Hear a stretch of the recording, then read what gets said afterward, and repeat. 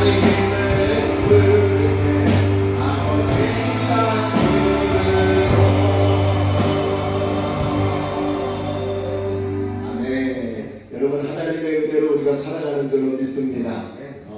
동준이가요 베이스 기타를 이제 좀 배웠어요. 그래서 세진이가 이제 드럼 치고 병준이가 베이스 치는데 조금 뭐 실수가 있더라도 은혜로 우리가 하나님께 예배드립시다. 할렐루야. 자, 우리 힘차게 하나님께 박수 치면 우리 찬양의 연주를 넘치면 은혜로 얼굴이 하네요.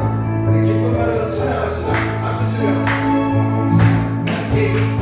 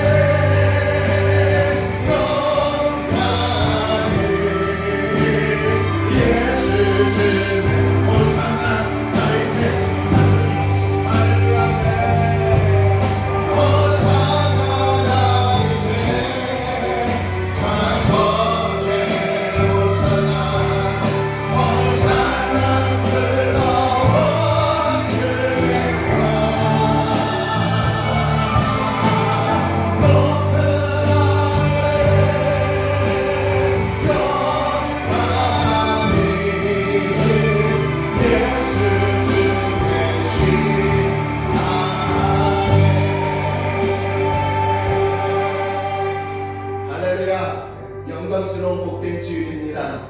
하나님은 영이시니 예배하는 우리가 영과 진리로 예배해야 될 줄로 믿습니다. 다 함께 사도신경으로 신앙 고백함으로 5월 17일 주일 예배를 하나님 앞에 드리겠습니다. 우리 다 함께 한 목소리로 신앙을 고백합니다. 전능하사 천지를 만드신 하나님 아버지를 내가 믿사오며 그 외아들 우리 주 예수 그리스도를 믿사오니 이는 성령으로 잉태하사 동정녀 마리아에게 하시고 본디오 빌라도에게 고난을 받으사 십자가에 못 박혀 죽으시고 장사한 지 사흘 만에 죽은 자 가운데서 다시 살아나시며 하늘에 오르사 전능하신 하나님께 앉아 계시다가 저리로서 산자와 죽은 자를 심판하러 오시리라. 성령을 믿사오며 거룩한 공예와 성도가 서로 배포하는 것과 죄를 사하여 주시는 것과 몸이 다시 사는 것과 영원히 사는 것을 믿사옵나이다. 아멘. 우리 다 함께 자리에 앉으시면서 찬송가 95장 찬양합니다.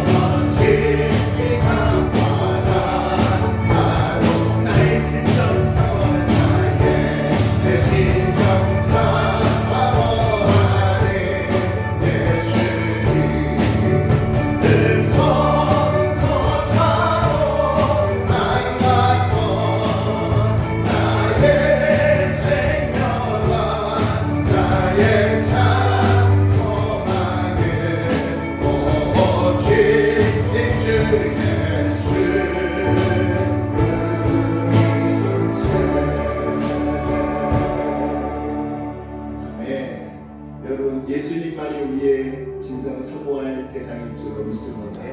잠시 합심으로 기도합시다. 하나님, 그래도 우리나라의 이태원 그 클럽발 코로나가 확산이 크게 될 줄 알았는데 그래도 점점 줄어들고 있는 것을 보면 하나님의 은혜입니다.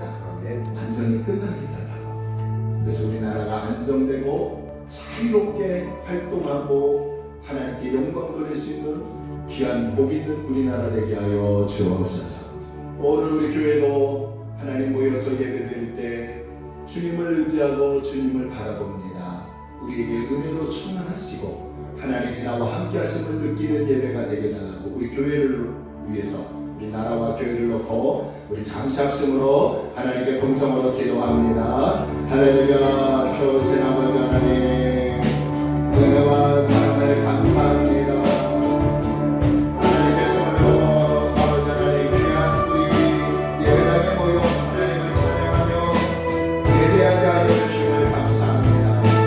하나님 아버지 귀한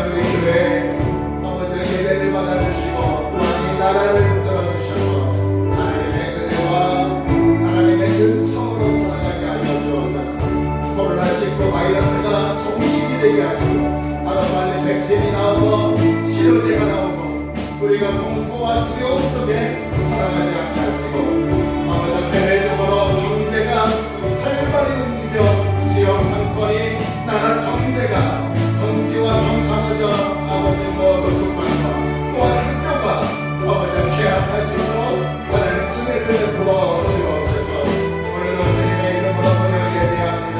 이제 우리 교회도 서서히 모이게 하여 주옵시고 예배가 회복되게 하시고 하나님의 나라와 능력으로 한 분 한 분마다 하나님을 기억하며 하나님의 나라와 함께 하심을 느끼는 예배, 은혜가 있고 기쁨이 있고 소망이 넘쳐 하나님 앞에 영광 돌리는 은혜의 시간이 되게 하여 주시옵소서. 나오지 못한 백성들 있습니다. 하나님 옆에 계신 분들 또 아버지 이 모양 저 모양 나오지 못하는 영혼들 하나님 지켜주시고 하나님 함께하여 주셔서 우리 교회가 든든히 살아갈 수 있도록 하나님 붙들어 주옵시고 우리의 소망이 그런 되시는 예수님을 바라보고 살아가게 하여 주옵소서. 오 하나님 모든 것을 주님께 영광을 돌립니다.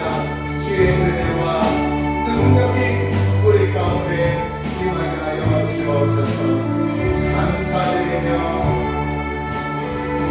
예수님의 이름으로 기도드립니다.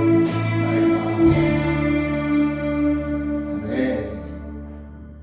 오늘 예배를 위해서 이상식 지사님 대표로 기도해 주시겠습니다. 사랑과 은혜가 풍성하시고 세상 모든 것을 주관하시는 하나님 아버지, 거룩하고 복된 주일을 맞이하여 교회에 나와 아버지 만날 수 있음에 감사드립니다. 네. 지난 한 주도 오직 아버지의 은혜로 소중한 시간들을 보냈습니다. 그러나 가끔씩은 아버지의 말씀대로 살지 못하고 세속적인 것에 얽매여 살았음을 고백합니다. 어리석고 어리석은 저희들을 용서하여 주시옵고 우리를 어여삐 여기사 항상 아버지의 말씀대로 살아갈 수 있는 용기와 지혜를 내려주시옵소서. 우리나라를 위해 기도합니다. 코로나19로 인하여 우리나라는 물론 전 세계가 힘든 시간을 보내고 있습니다. 코로나로 인해 살아가는 가족을 잃어버린 이웃들이 있습니다. 코로나로 인해 경제력을 상실해서 하루하루 궁핍한 삶을 이어가는 이웃들이 있습니다. 이들 한 사람 한 사람에게 하나님의 생명이 임하시어 슬픔을 위로해 주시고 힘든 상황을 이겨나가며 살아갈 수 있는 용기와 희망을 내려주시옵소서. 학생들은 학교에서, 직장인들은 직장에서 세상 모든 사람들이 아무런 위협 없이 일상을 보낼 수 있도록 하나님의 은혜를 내려주시옵소서. 우리 교회를 위해 기도합니다. 비록 저우수의 무리들이 모여 하나님 만나고 기도드리는 조그마한 교회입니다. 그러나 하나님 만나는 우리들의 가슴은 오직 한 분 하나님을 향하고 있음을 믿어주시옵소서. 우리들의 찬양과 기도 기쁘게 받아주시옵소서. 하루빨리 코로나가 종식되고 교회 안이 사람들과 가득 차서 하나님의 기적을 증거하는 충성스러운 교회가 될 수 있도록 도와주시옵소서. 오직 하나님의 말씀을 전하는데 온 정성을 쏟으시고 우리들을 양육하는 데 힘주시는 목사님을 위해 기도합니다. 목사님께 강건한 체력을 내려주시옵고 목사님의 성령을 방해하는 모든 것들을 제거해 주셔서 하나님의 종으로 온전히 쓰여지기를 기도합니다. 목사님의 어머니를 비롯한 목사님 가정에도 복된 축복을 내려주시옵기를 간절히 기도드리오니 받아주시옵소서. 힘든 시기에도 오직 하나님 만나고 찬양하기 위해 이 자리에 모인 우리들을 위해 기도합니다. 여기 모인 개인의 어려움을 해결해 주시옵고 기도에 응답하시어 하나님의 살아계심을 체험하는 기적의 시간이 될 수 있도록 은혜를 베풀어 주시옵소서. 생각하건대 현재의 고난은 장차 우리에게 나타날 영광과 비교할 수 없도다. 로마서 8장 18절의 말씀을 다시 한번 가슴에 새기며 이 모든 말씀 우리를 위해 죽으신 예수 그리스도의 이름으로 기도드렸습니다.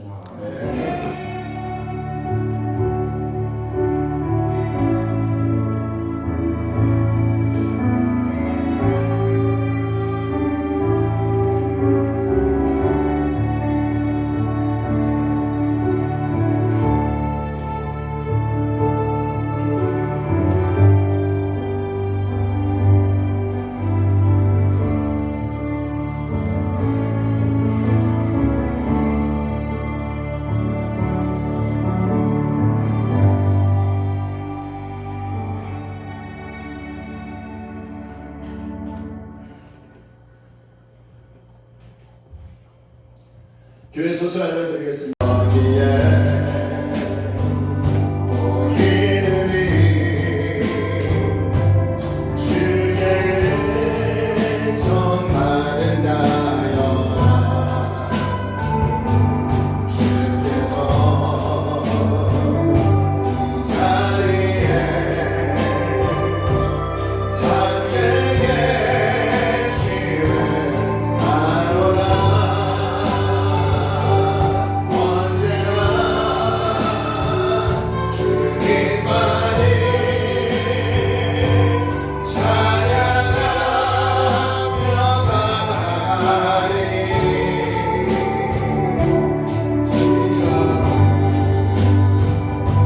할 때도 함께 계시는 내 너라의 주의 밝은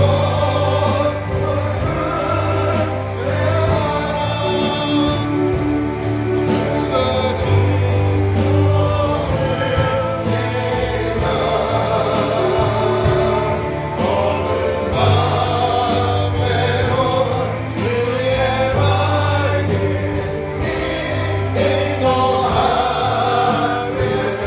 이 믿음 거룩하시네.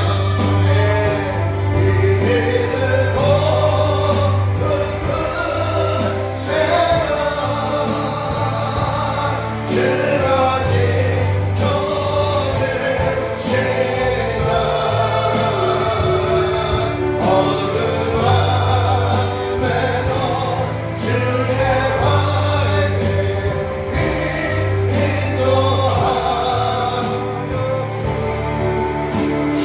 밝은 귀한 힘을 하나님께 바칩니다.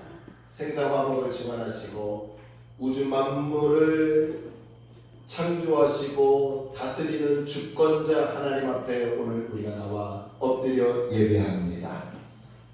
우리의 삶에 하나님의 은혜로 살아가기를 원합니다. 오늘도 주님 앞에 모여서 예배하는 것은 하나님의 은혜와 하나님을 만나고 하나님께 영광 돌리기 위해서입니다. 그런데 우리 사랑하는 성도들은 그 은혜에 보답하기 위해서 정성껏 예물을 준비하여 하나님 앞에 나갔습니다.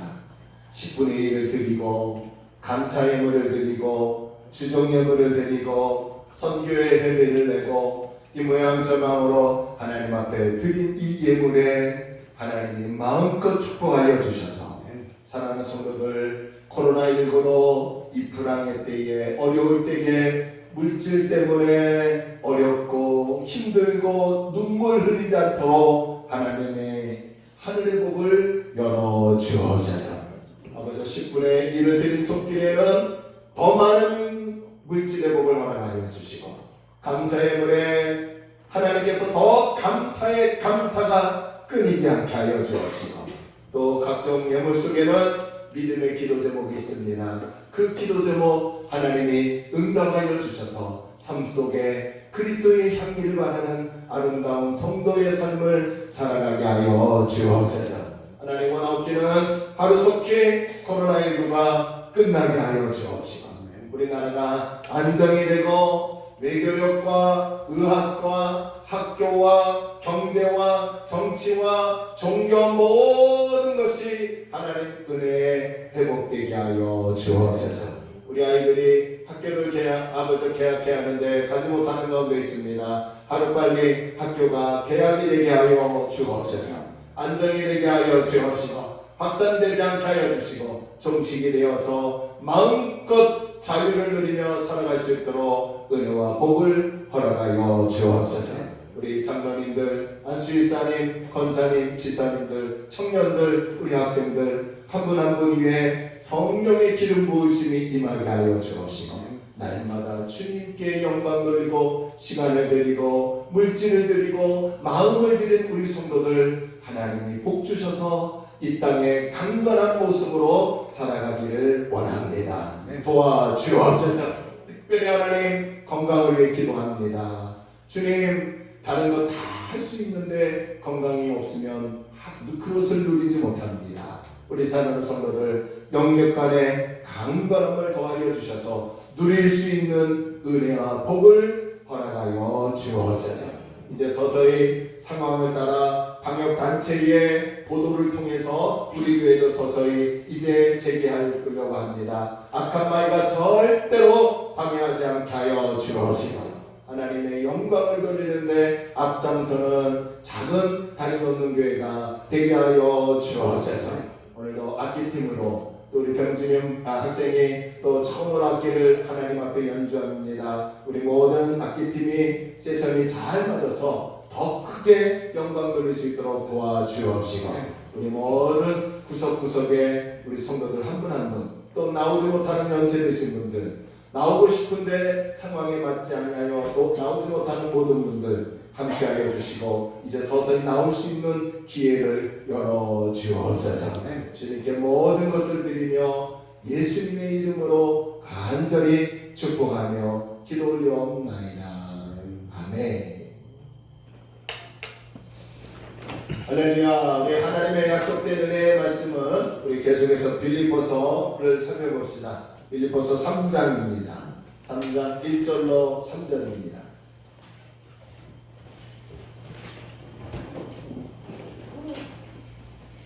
동건이 형제가요 결단을 했대요. 이제 안 빠지기로요. 아멘 했어.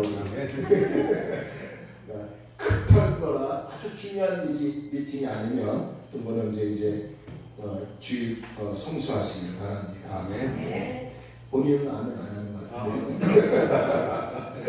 빌립보서 3장 1절로 3절.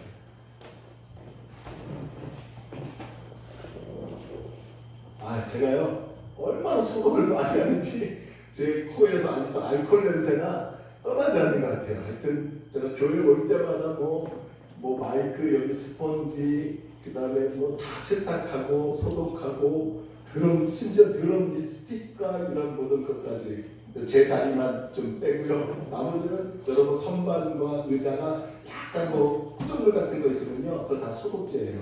더러운 게 아니니까 여러분 제 코에 알코올 냄새가 아직도 나는 것 같습니다. 빌립보서 1장 1절로 3절까지 우리 다 함께 합독합시다. 얼마 안 되니까요. 함께 읽겠습니다. 시작. 끝으로 나의 형제들아 주 안에서 기뻐하라. 너희에게 같은 말을 쓰는 것이 내게는 수고로움이 없고 너희에게는 안전하니라. 개들을 삼가고 행악하는 자들을 삼가고 몸을 삼위하는 일을 삼가라. 하나님의 성령으로 봉사하며 그리스도 예수로 자랑하고 육체를 신뢰하지 아니하는 우리가 곧 하려하라. 아멘. 하나님의 은혜와 축복이 저와 여러분에게 있기를 바랍니다. 오늘은 또 어떤 말씀인지 함께 우리 말씀을 또 살펴봅시다. 그래서 말씀의 제목은요 행위가 아닌 예수 그리스도, 행위가 아닌 예수 그리스도라는 말씀의 제목을 가지고 함께 은혜를 나누고자 원합니다. 우리가 빌립보서 1장과 2장을 이제 살펴보았고요. 오늘부터는 이제 3장으로 넘어갑니다. 3장 1절을 보면 끝으로라는 말로 시작을 하죠. 우리는 항상 이 끝으로라는 단어를 보면 이제 뭔가 결론이 되나 보다. 이제 뭔가 마무리가 되나 보다 라고 생각을 합니다. 그런데 그런 의미가 아닙니다. 이 끝으로라는 말은요 어떻게 번역하면 좋으냐면 아울러라는 단어로 번역하면 좋습니다. 그러니까 빌립보서 2장에서 보면 1절부터 4절까지 1절부터 5절까지 보면 예수님 못 받아라. 우리 마음에 예수님 품어야 한다. 그리고 6절부터 뭐라고 합니까? 너희는 두렵고 떨리는 마음으로 거룩하게 생활하여 하나님이 주신 구원을 날마다 이루어가야 한다. 할렐루야. 그러니까 우리가 구원을 받았다고 끝나는 게 아니라 예수님을 닮아가려고 애쓰고 하나님을 기쁘시게 하는 삶을 살려고 부단히 애쓰고 또 세상과 싸워 이기려고 하는 삶을 살아야 한다는 거예요. 그게 구원을 이루어가는 삶이래요. 자, 그리고 뭐라고 합니까? 바울이 나도 희생했다. 나도 전제와 같이 부흥받기를 원한다. 그러면서 두 사람을 소개하죠. 디모데와 에바브로디도. 디모데도 또 에바브로디도도 예수님을 본받아 희생하고 섬기는 사역을 수행했다. 아울러 나의 형제 빌립보 교회 사랑하는 성도들이여 라고 하며 1절을 시작하고 있더라는 겁니다. 자, 바울은 끝으로 아울러라는 단어를 사용하면서 이 성경을 보고 있는 독자들에게 뭔가 집중하게 하려는 의도가 엿보이고 있어요. 그것이 무엇일까요? 1절을 가만히 보니까요, 끝으로 아울러라고 하면서 딱 한 단어를 집중하고 있는데 그것이 바로 기뻐하라라는 거예요. 빌립보서는 4장밖에 되지 않지만요, 이 전체 주제는 기뻐하라라는 주제가 있습니다. 구원받은 백성들은 기뻐해야 한다는 거예요. 할렐루야. 하나님의 구원을 은혜와 선물로 받은 백성은 내가 당연히 천국 가지 라고 하는 그 막연한 생각 때문에 그냥 즐겁게 살아야지, 기뻐해야지 라고 하는 것이 아니라 예수 그리스도께서 나를 위해 십자가에 못 박혀 돌아가신 그 구원의 은혜를 날마다 생각하며 그 구원을 은혜와 선물로 주신 하나님의 그 은총을 기뻐할 수 있는 우리가 되어야 한다는 거예요.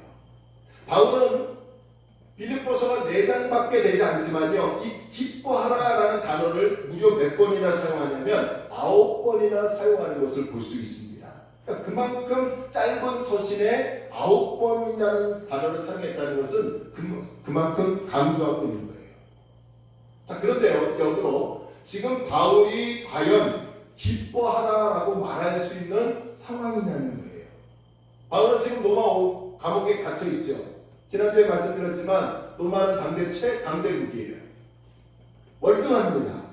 그리고 그 악랄한 기독교를 박해했던 그 황제가 누굽니까? 네로 황제예요. 그런 정치적 상황에서 복음을 전한다는 이유로 지금 바울은요, 로마 감옥에 갇혀 있고 재판을 받고 있는 상황입니다. 그렇다고 바울이 지금 나이가 젊은 나이냐? 아니에요, 여러분. 지금 바울은요, 황혼이 깃든 나이를 맞이하고 있어요. 늙어가 병들고 죽어가고 있어요. 자기 스스로. 그런 상황에서 옥중에서요, 이 빌립보서를 쓴 것입니다. 감옥 안에서 언제 죽을지, 언제 풀려날지 전혀 예측할 수 없는 그런 상황이에요. 그런 상황에 있으면서도 바울은 뭐라고 하느냐? 기뻐하라는 거예요. 그러니까 바울 자신도 감옥에서도 기쁨을 누리고 있는 것을 볼 수 있더라는 거죠. 여러분, 본문 1절을 다시 한번 볼까요? 1절 한번 보세요. 끝으로 아울러 나의 빌립보 형제들아 주 안에서 기뻐하라. 할렐루야. 그러니까 바울은 감옥에 갇혀 있으면서 언제 죽을지, 언제 풀려날지 그런 모르는 상황에서도 불구하고 기쁨을 누리고 있더라는 거죠. 기쁨에는요, 2가지 차원이 있어요. 하나는 육체적 기쁨이 있습니다. 이 말이 무슨 말이냐면요, 예를 들면 병에 걸렸던 사람이 그 병에서 나오면 기뻐합니다. 자, 우리 어머니 때문에 계속 몇 달간 병원에 또 모시고 진찰받고 또 요번에 수술받아서 한 2주간 또 계속 왔다 갔다 하지 않았습니까? 가만히 보니까요, 병원에 계시는 환우분들은요, 잘 웃지 않아요. 잘 웃지 않아요. 대화해도 그냥 형식적으로 그냥 피 웃고 끝나요. 근데 언제 환하게 웃느냐? 퇴원할 때.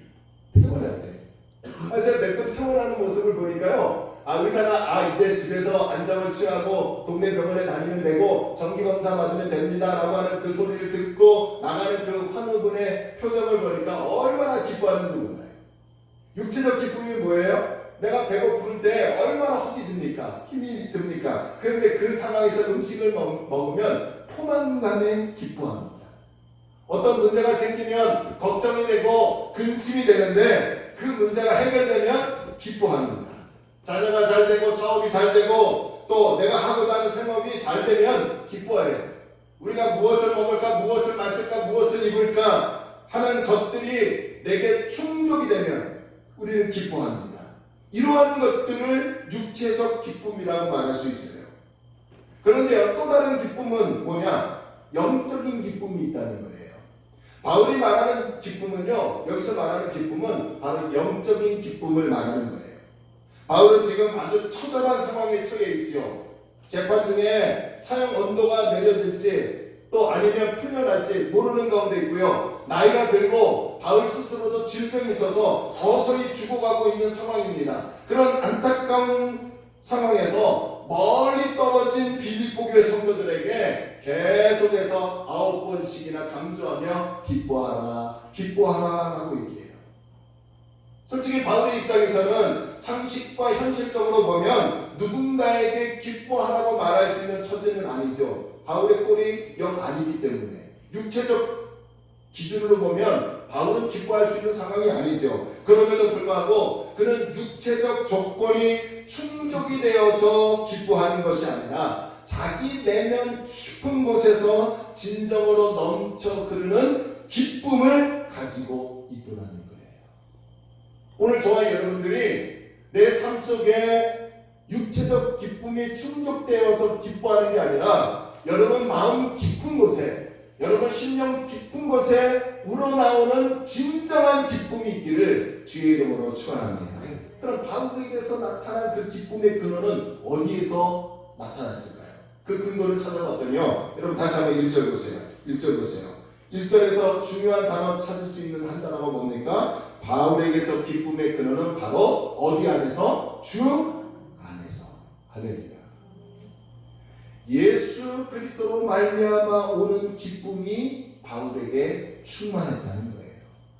육체적 기쁨은 나에게 충족이 되어야 얻을 수 있는 것입니다. 내가 아프면 기뻐할 수 없지요. 내가 문제가 있으면 기쁨이 사라지죠. 가정에 힘든 일이 있으면요, 기쁨이 사라져요. 그러나 바울이 말하는 기쁨은, 바울이 여기에서 기뻐하라는 이 기쁨은 힘든 일이 있고 문제가 있고 하루하루 버거운 삶은 있지만 그럼에도 주 안에 거하니까, 할렐루야, 예수 안에 거하니까 진정한 내 내적 삶의 깊은 곳에서 나오는 영적 기쁨이 있더라는 거예요. 자, 이걸 성경을 통해서 한번 살펴보도록 합시다. 사도행전 3장 1절로 보면요, 누가 나오냐면 성전 문 앞에서 걷지 못하고 날마다 구걸하던 안진뱅이 한 사람이 등장합니다. 그가 원하는 것은요, 지나가는 사람들에게 동전을 구하는 거예요. 동전 한 주십시오. 왜 구합니까? 동전 한입 갖고 그날 양식을 사 먹으려고 하는 거예요. 근데 이 사람의 생각은 온통 동전밖에 없어요. 그 동전 한 입이면 자신의 하루의 배고픔을 해결할 수 있다는 겁니다. 그런데 성경을 자세히 보니까 이 안진뱅이가 어디에 있었냐고 했냐면 성전 문 앞에 있었다고 했지 성전 안에 있었다고 하지 않더라는 거예요. 성전 문 앞에서 오로지 한 끼를 해결하는데 급할 뿐 본질에 있진 않았습니다.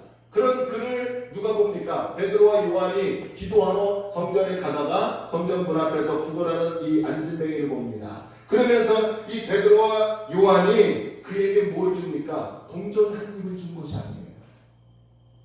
동전을 주지 않았어요. 그건 본질이 아니기 때문에 돈을 준 게 아니에요. 그에게 뭘 줬냐면 본질, 신앙의 본질, 믿음의 본질, 할렐루야. 뭘 줬느냐? 나사렛 예수 그리스도의 이름을 주었고 그 이름의 능력을 그에게 주었습니다. 아멘. 그랬더니 어떤 일이 일어나요? 사도행전 3장 6절로 8절 말씀을 보니까 여러분 앞에 스크린 보세요. 6절로 8절 말씀 공동합니다. 베드로가 이르되 나는 돈이 없다. 은각은 내게는 돈이 없다. 하지만 내게 있는 건 네게 준다. 그게 뭐예요? 나사렛 예수 그리스도의 이름으로 일어나 걸어라. 자, 그랬더니 7절 오른손을 잡아 일으키니 안진뱅이의 발과 발목에 곧 힘을 얻고 8절 뛰어서서 걸으며 할렐루야 일어나게 됐어요. 그러는데 일어난 그 이후의 행동이 아주 중요합니다. 일어나기 전에는 성전 문 밖에 있었던 안진뱅이가요, 일어난 다음에 어디에 들어갔다고요? 성전으로 들어가면서 걷기도 하고 뛰기도 하며 하나님을 찬송하였다. 여러분, 은과 금, 동전 한 입을 주면 한 끼는 해결할 수 있지만 시간이 지나면 이 안진뱅이는 또 배고파할 수밖에 없어요. 이것은 근본적인 해결이 아니라는 거예요. 그러나 본질, 신앙의 본질, 예수 그리스도, 그 예수 그리스도의 이름, 그 예수 그리스도의 능력을 그에게 주자 근본적인 문제가 해결되었다는 거예요. 근본적인 문제가 뭐예요? 안진뱅이 일어나는 거. 그래서 그가 걷기도 하고 뛰기도 하며 하나님의 성전으로 들어가 주님의 이름을 찬송하고 진정한 하나님의 영적 기쁨을 맞이하게 됐다는 거죠. 이런 면에서 보면요, 오늘날 교회 안에 얼마나 많은 영적 지체 장애인들이 있는지 얼마나 많은지 모릅니다. 비록 몸은요 교회 안에 들어와 있지만 그의 영은 여전히 성전 밖이나 성전 문 앞에 앉아 있을 뿐입니다. 거기서 동전 한 입을 구합니다. 그런데 뭐라고 하느냐, 동전 한 입이 충족이 채워지지 않을 때 우리에게 기쁨이 사라져요. 온갖 근심과 염려가 생기더라는 거죠. 나는 분명히 신앙생활 한다고 생각했는데, 그래서 성전 문 밖에서 나는 교회를 다닌다고 생각했는데, 그래서 동전 한 입이 올 줄 알았는데 동전 한 입이 오지 않으니까 날마다 근심하고 날마다 슬픔에 잠기고 날마다 어려운 삶을 살고 있더라는 거예요. 이것은요 성경이 말하는 신앙의 본질이 아니라는 거예요. 우리 모두는 동전 한 입이 아닌 본질 예수 그리스도. 할렐루야. 신앙의 본질 예수 그리스도의 이름의 능력을 구하기 위해서, 예수 안에 거하기 위해서, 예수 안에 머물기 위해서, 다시 충족한 힘을 얻기 위해서 예배당에 모여 예배드리는 거예요. 그렇다고 제 이 설교가요 온라인 예배를 무시하는 게 아니고 근본적으로 본질을 얘기하는 거예요. 우리의 신앙의 본질은 동전이 아니라 예수 그리스도예요. 그럴 때 진정한 영적 기쁨을 맞이할 수 있더라는 거죠. 여러분 참 그렇더라고요. 환자 옆에 간병을 해보니까요 저도 우울해요. 보니까 끙끙 앓고 있는 이 모친을 보니까 제 마음도 우울해요. 그냥 살겠다고 발버둥치면 저도 좀 의욕이 있을 텐데 그런 의욕이 없으니까 제 마음도 기쁘지가 않는 거예요. 그런데 자꾸 제가 힘을 내고 기뻐할 수 있는 것은 하나님이 우리 어머니를 치료해 주실 것이라는 확신 때문이 아니라 내 안에서 하나님을 기쁘시게 할 수 있도록 소망을 주시고 나를 움직이게 하시는 성령이 함께 하시니까. 할렐루야. 하나님이 함께 하시니까 지금의 힘든 과정도 기쁨으로 이겨나갈 수 있는 거예요. 제가 지난주에 어버이 주일이지만 어버이 설교를 일부러 안 했습니다. 왜냐하면 그날 제가 막 펑펑 울 것 같아서. 그래서 다음 주에 선물 준비하겠습니다. 여러분 그런 거예요. 그런데 곰곰이 생각해보니까 본질 치료되면 기뻐하고 어머니가 건강하면 기뻐하는 것이 아니라 예수 그리스도가 내 안에 존재하시기 때문에, 어머니 또한 여러분 또한 저 또한 예수 그리스도가 내 안에 계시기 때문에 어떠한 상황 가운데도 주 안에서 기뻐할 수 있더라는 거예요. 저는 이러한 영적인 은혜를 여러분이 경험하기를 주의 이름으로 소원합니다. 자, 그런 다음에 바울이 1절에서 다시 보면 뭐라고 얘기합니까? 너희에게 같은 말을 쓰는 것이 내게는 수고로움이 없고 너희에게는 안전하다라고 얘기해요. 자, 너희에게 같은 말을 쓴다라는 것을 보면 바울이 지금 어떤 똑같은 말을 빌립보 교회의 성도들에게 계속 여러 번 하고 있다는 것을 알 수 있지요. 그렇게 같은 말을 여러 번 하면서 바울에게는 수고로움이 아니고 오히려 빌립보 교회 성도들에게는 안전하다는 거예요. 그러면 바울이 같은 말을 여러 번 하면서 빌립보 교회 성도들에게 강조하는 것이 무엇일까요? 그것을 2절에서 찾아볼 수 있어요. 2절 한번 보십시다. 자, 2절 우리 함께 읽을까요? 시작. 개들을 삼가고 행악하는 자들을 삼가고 몸을 상해하는 일을.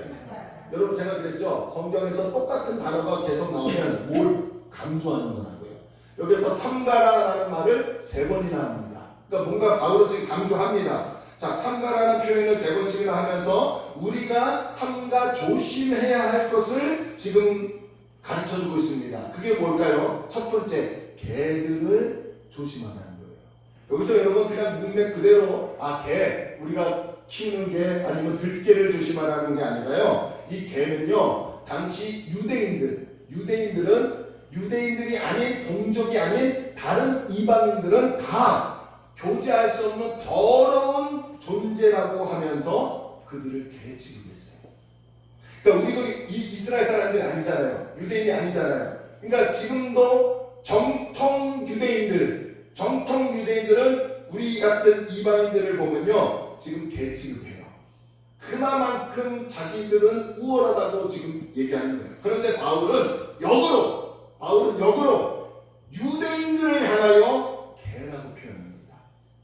지금 바울은 유대인들을 향하여 개라고 표현하면서 그들을 삼가 조심하라고 합니다. 두 번째로 누구를 삼가 조심하래요? 행악하는 사람들을 조심하래요. 이 행악하는 사람들은 누구를 얘기하느냐? 유대인들을 가리키는 거예요. 입으로는 율법을 지킨다고 하지만 실제로는 율법을 지키지 않는 사람, 입으로는 도덕을 얘기하면서 행동으로는 법을 무시하는 사람, 입으로는 내가 정결하다고 얘기하면서 속으로는 모든 음란과 음탕이 가득한 사람들, 이 사람들이 누구냐? 유대인들이에요. 유대인들. 그런 유대인들을 향하여 바울은 겉과 속이 다르고 말과 행동이 전혀 다른 행악하는 사람들이다. 이런 사람들을 무엇하라고요? 조심하라고 합니다. 자, 그리고 세 번째로 누구를 조심하래요? 몸을 상해하는 사람. 자, 몸을 상해하는 일, 이게 뭘까요? 자해하는 것을 얘기하는 게 아니고요, 할례를 얘기합니다. 할례. 그러니까 여러분 2000년 시대나 고대 한 5000년 시대나 할례를 해갈 때는 이 돌이나 어떤 철기 문화가 있지 않을 때는 돌로 이렇게 남자의 성기에 할례를 행했죠. 그러니까 몸을 상해하는 걸로 얘기하는 거예요. 당시에 육체적 할례를 받은 사람들은 안타깝게도요, 유대인들만 할례를 행했대요. 이런 관점에서 자신들은 스스로 깨끗하다는 거예요. 내가 할례를 행했기 때문에 하나님의 백성이 되었다. 유대인들은 모세의 율법을 따라 할례를 내가 행했으니 나는 하나님의 백성이고 나는 하나님의 구원을 받은 사람이고 나는 하나님의 축복을 누릴 수 있는 자격이 있다고 얘기하더라는 거예요. 그런데 바울은 그런 할례가 살점을 떼어 몸을 상해하는 이 할례가 아무것도 아니라는 거예요. 할렐루야. 아멘. 아무것도 아니에요. 하나님의 구원을 얻는 데는 아무 소용이 없더라는 거예요. 오직 예수 그리스도를 통해서만이 하나님의 구원이 임하고 하나님의 자녀가 되는 권세가 임하고 하나님 나라에 들어갈 수 있는 은혜가 열리는 거예요. 아멘.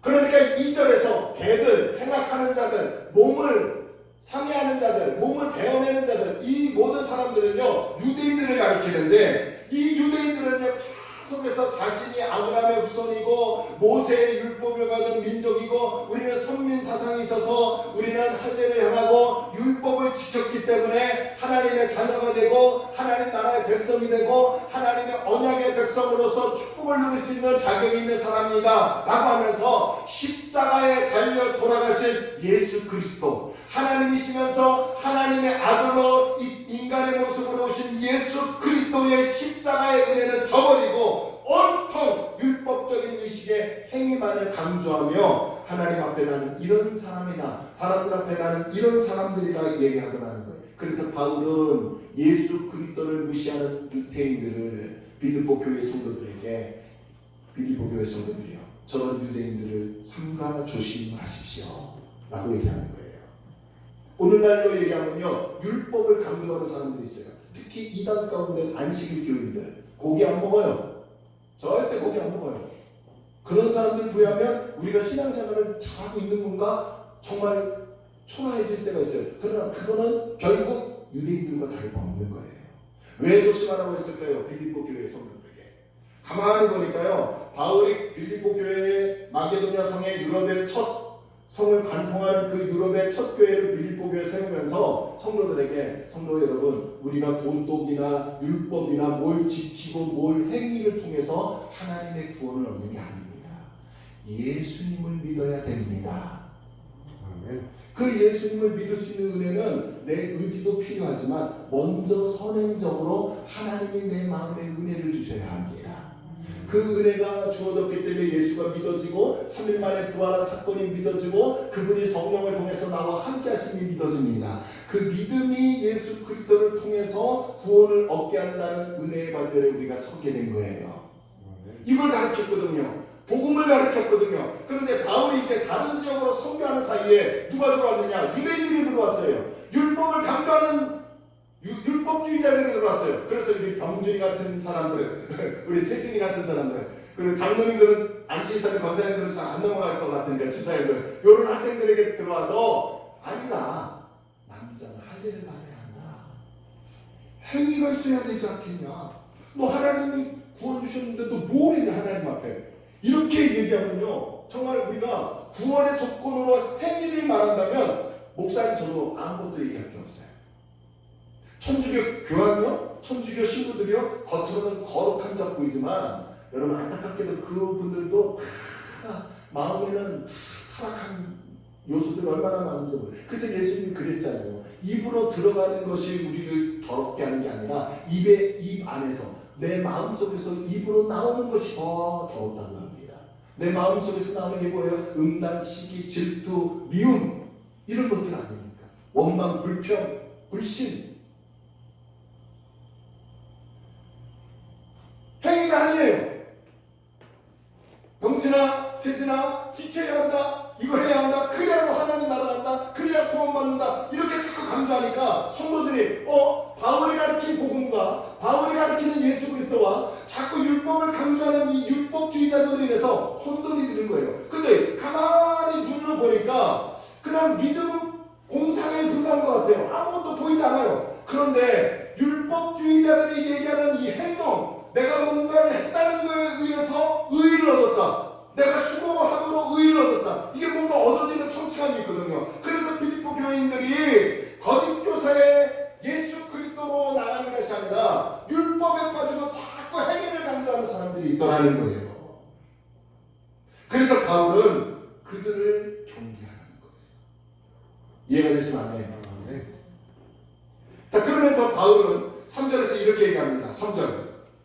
자, 3절 우리 함께 읽을까요? 시작. 하나님의 성령으로 봉사하며 그리스도 예수로 자랑하고 육체를 신뢰하지 아니하는 우리가 곧 여러분 분명히 2절에서는 할례를 강조하는 몸을 살점을 떼어내고 베어내는 그들을 삼가 조심하라고 하는데 3절에서는 바울이 할례파라고 얘기합니다. 놀랍지 않습니까? 무슨 말일까요? 바울이 말하는 할례는 유대인들이 얘기하는 몸을 베어내는 육체적 할례를 말하는 게 아니라 영적인 할례를 얘기하는 거예요. 영적인 할례는 예수 그리스도를 통해서 새롭게 변화되는 사람을 얘기하는 거예요. 자, 그러면 바울이 말한 할례파는 어떤 사람들인가? 3절에도요 3가지를 얘기합니다. 첫째로 하나님의 성령으로 봉사하는 사람들이래. 여기서 봉사는 영어로 서비스입니다. 서비스인데 교회에서 막 일을 해라 뭐 그런 것도 봉사의 차원이 있지만 서비스는 해석을 하면 예배를 의미하는 거예요. 예배.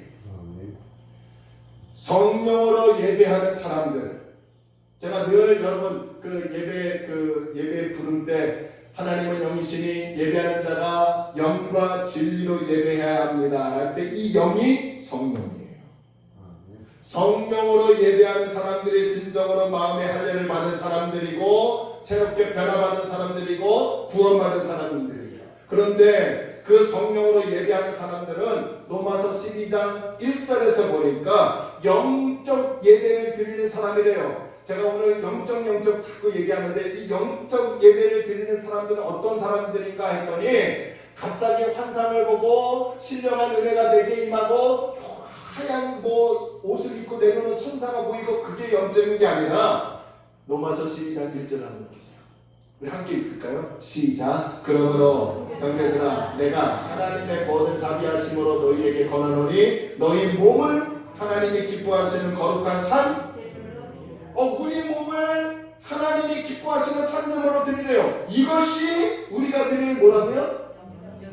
그러니까 우리가 제물이래요. 구약시대는 동물로 제물을 드렸는데 예수님이 오시고 나서는 우리가 제물이 되어야 한대요. 우리가 제물이 되어야 한다라는 말은 어떤 의미냐? 다시 말하면 내가 죽어야 한다는 거예요.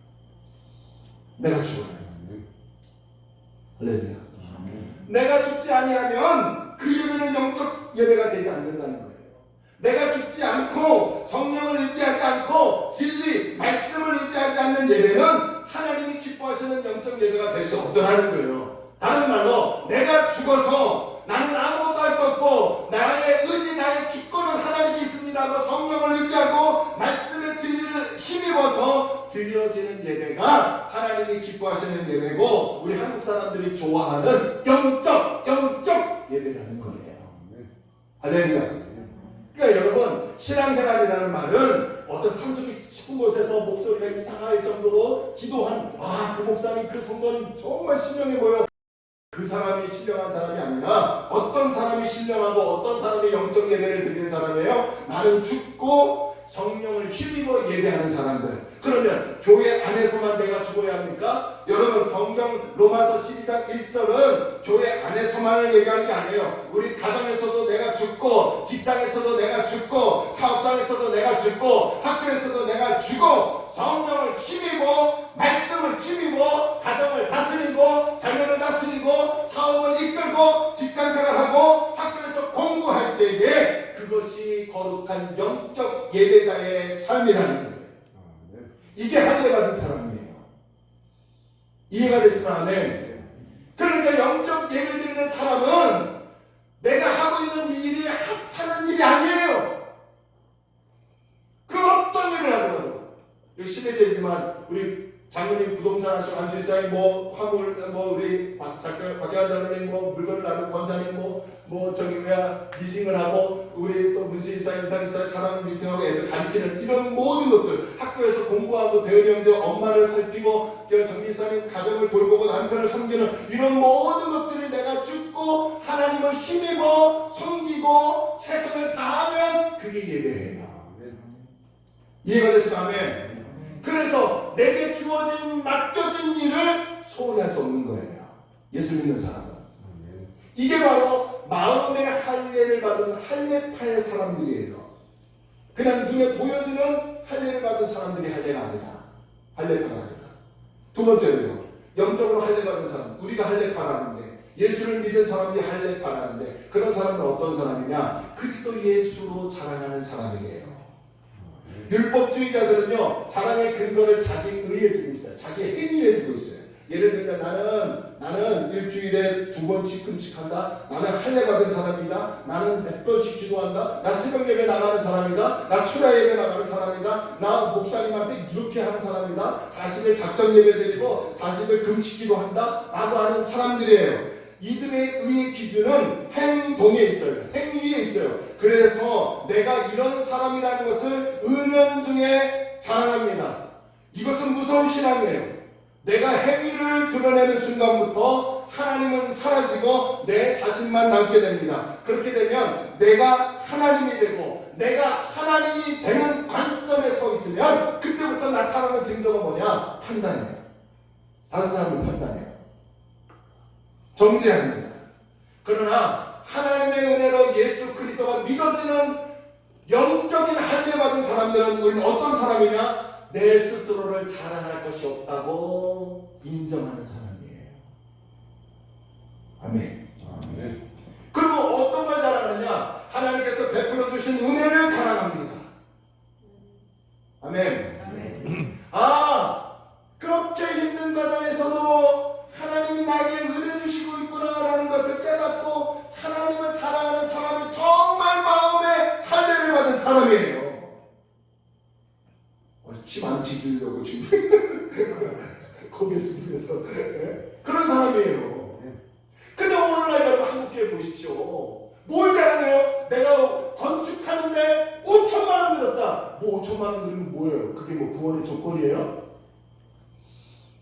내가 이런 사람이다 라고 하면 자꾸 하나님 앞에 사람 앞에 명함을 내더라는 거예요. 그거는 하나님 앞에 아무것도 아니라는 거죠. 어떤 사람이에요? 하나님이 베풀어 주신 은혜를 자랑하고 예수 안에 거하니까 상황은 기뻐할 수 없는데 왠지 내 마음에 내적으로는 기쁨이 있더라. 하나님 감사합니다. 이걸 자랑하는 사람. 할렐루야. 이렇게 돼야죠. 우리 자녀를 보세요. 우리 남편과 아내를 보세요. 지금 어렵게 살고 있어요. 힘들게 살고 있어요. 우리가 보살필 수 있는 한계가 있어요. 그럼에도 불구하고 하루하루 은혜 가운데 살아가고 있는 거, 그 하나님의 은혜입니다 라고 오늘 여러분 엎드려 기도할 때에 그 자랑이 하나님께서 기뻐하시더라는 거죠. 아멘? 받게 한다는 거예요. 자, 마지막으로 영적으로 할례를 받은 사람은 육체를 신뢰하지 않는 사람이래요.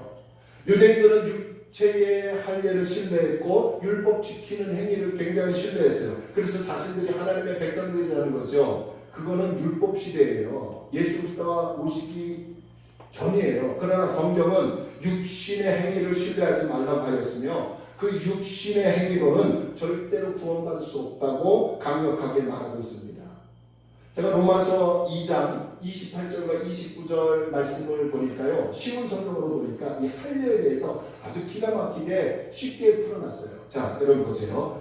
로마서 2장 28절과 29절, 자칭 유대인들이라는 사람들을 생각해보고 이 말씀을 보세요. 그러므로 겉으로만 유대인인 사람은 진정한 의미에서 유대인이 기래요, 아니래요? 아닙니다. 그리고 몸에만 행해진 할례는 진정한 의미에서 할례가 맞대요, 아니래요? 아니래요. 29절, 마음으로 유대인인 사람이 진정한 의미에서 유대인인데 마음으로 영적으로, 그리고 율법이 아니라 성령을 따라, 성령 하나님을 따라, 예수의 영을 따라 마음에 받는 할례가 진정한 의미에서의 무엇이라고요? 할례라는 거예요. 그런 사람은 사람이 아니라 하나님께로부터 칭찬을 받는데요. 할례를 받은 사람은 어떤 사람이냐 보니까 예수 그리스도로 말미암아 성령으로 말미암아 마음으로 할례를 받은 사람이 할례를 받은 사람이래요. 그럼 마음으로 할례를 받는다는 것은 곧 누구를 믿는 거예요? 따라서 합시다. 예수 그리스도. 할렐루야. 행위를 강조했다면요, 성경이, 저는 벌써 여러분에게 헌금 강조했죠. 헌금 내세요. 헌금 그거 하나님 앞에 얼마 드렸다고 하나님 다 아십니다. 이렇게 얘기했죠. 아니에요. 그게 아니에요. 예수 그리스도가 믿어지고 그 예수 그리스도의 은혜로 내가 새롭게 변화받은 하나님의 자녀가 된 사람이 하나님 앞에 영적인 마음의 할례를 받은 사람이에요. 할렐루야. 로마 이거 제가 준비 안 했나 보죠, 로마서. 죄송해요. 제가 왜 고개를 이렇게 가만히 계실까? 이런 의미에서 본다면 그 어느 누가 자신의 행동을 깨끗하다고 말할 수 있고 자신 스스로가 새롭게 할 수 있다고 말할 수 있겠습니까? 그래서 저와 여러분이 예수 그리스도가 필요한 거예요. 복음이 필요한 거예요.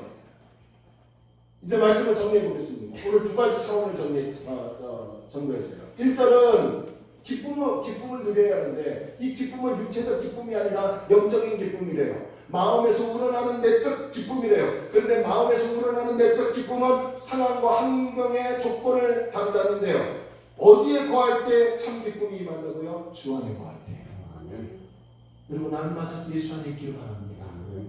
그리고요, 행위가 아니래요. 행위로 구원받고 행위로 새로워지고 행위로 뭘 하는 게 아니라 예수로 말미암아 새로워지고 예수로 말미암아 구원을 받아 그 예수의 은혜로 살아가는 사람이 마음에 할례를 받은 사람이에요. 그 사람에게 하나님이 복이 있다고 하고 그 예수를 믿는 사람들이 삶 속에서 정말 예배를 드리는 것처럼 최선을 다하는 거예요. 그렇게 되기를 주의 이름으로 소원합니다. 찬양합시다. 저는 오늘 우물가의 여인처럼 안구에 이 찬양을 전했어요. 우리 자꾸 헛된 것을 구하려고 합니다. 잘못된 것을 자꾸 구해요. 여러분, 우리가 무엇을 먹을까, 무엇을 마실까, 무엇을 입을까 구하는 것도 성경은 허락했어요. 하지만 조금 더 차원 높은 3차원적인 것, 예수 그리스도가 우리에게 필요합니다. 동전한 일이 아니라 예수 그리스도가 필요해요. 그래서 오늘 이 찬양, 주님 나의 잔을 높이 듭니다. 내 마음의 잔을 하나님께 열었습니다. 주님 내게 채워달라고 우리 말씀을 생각하며 하나님 앞에 기도하는 마음으로 찬양합시다.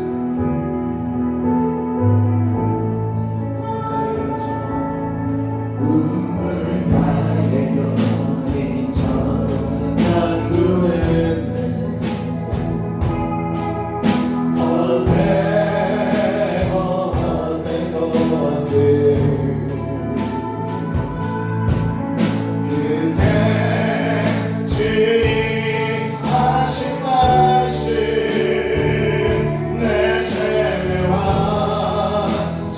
생수를 마셔라. 그래서 우물가에 여인처럼 강물을 내 헛된 너를 그때 주님 하신 말씀 내 생활 생수를 마셔라. 오 주님 예수님이 채워주시는 주를 서서 나의 마음의 자리에 나의 삶을 높이는 하늘의 양식 내게 채워주소서.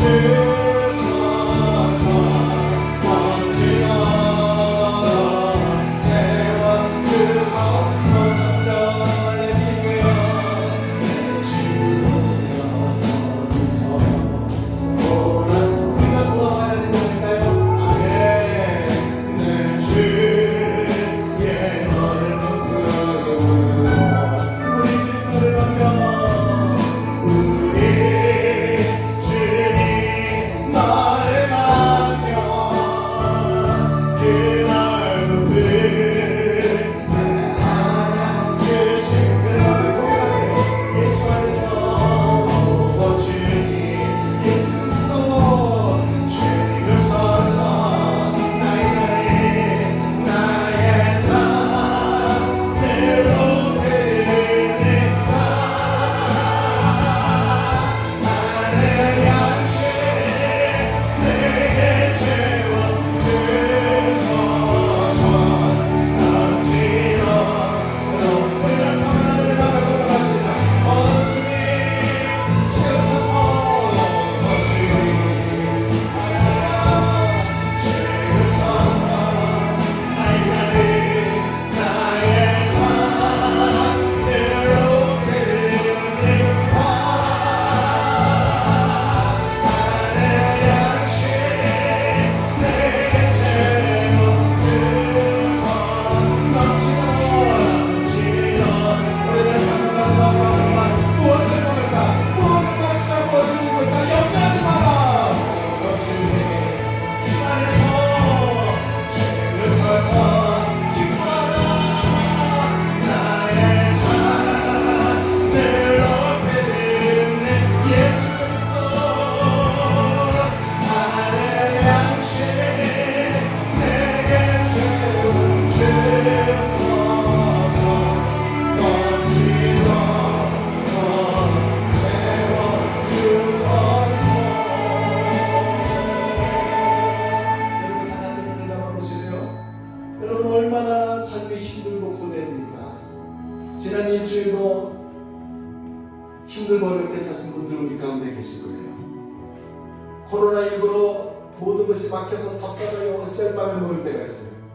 정말 아까 우리 지사님 기도하신 것처럼 경제적 상황이 절실하게 지금 막혀 있어서 어려운 가운데 있을 거예요. 근데 성경은 이상하게 오늘 우리에게 자꾸 도전합니다. 그것이 충격되어서 기쁨을 누리는 것이 아니라 그러한 것이 없어도 기뻐하네요. 그게 어떻게 가능합니까? 예수 안에 거할 때 가능하더라는 거예요. 지금 저와 여러분은 예수 안에 거하고 계십니까? 자꾸 내가 뭔가를 해서 얻으려고 내가 자꾸 뭔가를 해서 하나님 앞에 의로워졌다고 생각하지 마세요. 예수 그리스도예요. 그분을 의지할 때, 그분을 의지하고 힘입어 일할 때 그 사람이 영적 예배자예요. 우리는 지금 무엇을 목말라 합니까? 우물가의 여인처럼 내가 목말라서 예수님이 곁에 있는데도 예수 옆에서 물 주시옵소서라고 하지 않습니까?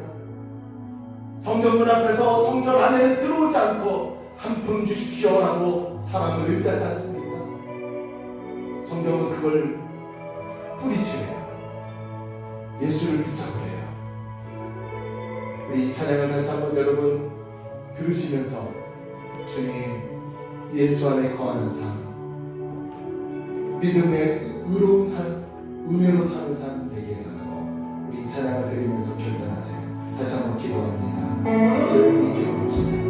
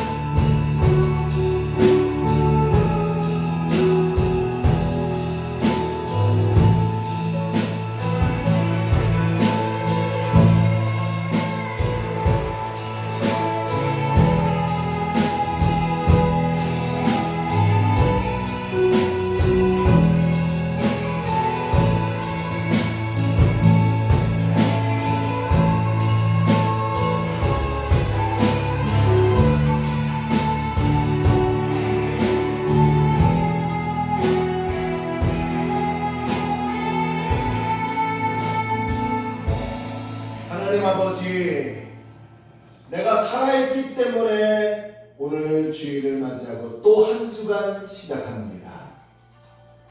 힘들고 어려운 상황에서 우리가 살아가고 있는 것은 맞지만 그렇다고 주저앉지 않길 원합니다. 주님, 정말 예수 안에서 참 기쁨을 회복하고 참 은혜를 발견하여 하나님 앞에 마음에 할례받은 자, 진정한 삶의 예배자가 되게 하여 주옵소서.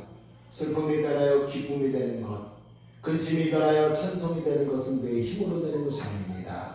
하나님의 은혜로 되는 것입니다. 우리 장로님들, 안수이사님, 권사님, 지사님들, 형제들, 또 우리 청년들, 학생, 우리 모두가 예수 안에 거하여 이번 주 한 주간도 예수 그리스도를 통해서 승리하는 한 주간 되게 하여 주옵소서. 마음에 슬픔이 있습니까? 오늘 들은 것처럼 예수 안에 몸으로 성령을 힘입고 말씀을 의지하여 슬픔을 이기게 하여 주시고 하나님 주신 은혜로 하나님 백성답게 한 주간도 승리하는 최선을 다하여 열매 맺는 우리가 되게 하여 주옵소서. 또 다음 주에는 창립 6주년을 맞이하며 또 우리가 최선을 다하여 하나님께 예배합니다. 한 주간도 지켜주시고 하나님 은혜로 살게 하여 주옵소서. 이제는 우리 주 예수 그리스도의 은혜와 하나님의 크신 사랑과 성령님의 내주 내재 교통 역사 충만하심이 행동 노력 땀 흘림이 아니라 하나님의 은혜 예수 그리스도로 우리가 새롭게 되고 은혜로 구원받고 그래서 주 안에서 기뻐하기 원하여 머리 숙인 사랑하는 성도들의 심령과 생업 위에 우리나라와 우리 지역과 우리 교회 위에 하나님의 넘치는 은혜가 있기를 간절히 축원하옵나이다.